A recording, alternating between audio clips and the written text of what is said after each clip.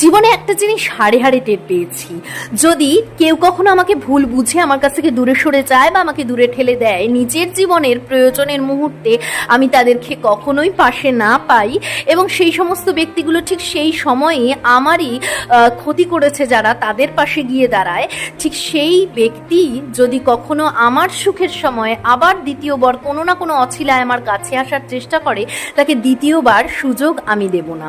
তো যাই হোক, দেখো আমরা কিন্তু শেষ পর্যন্ত পৌঁছে গিয়েছিলাম শান্তিনিকেতনে। হ্যাঁ, আমাদের ট্রিপটা এইবার ছিল শান্তিনিকেতনে। আর এখানে কি সুন্দর করে বরণ করে নিচ্ছে একটা ফুলের কুড়ি দিয়ে চন্দনের ফোঁটা পরিয়ে, তার সাথে এত সুন্দর একটা চিরকুট হাতে দেওয়া হয়েছে এবং এটা আমি ঘরের মধ্যে সাজিয়ে রেখেছি। যে ঘরটা আমাদেরকে দেওয়া হয়েছিল সেই ঘরটার নাম ছিল উত্তরা।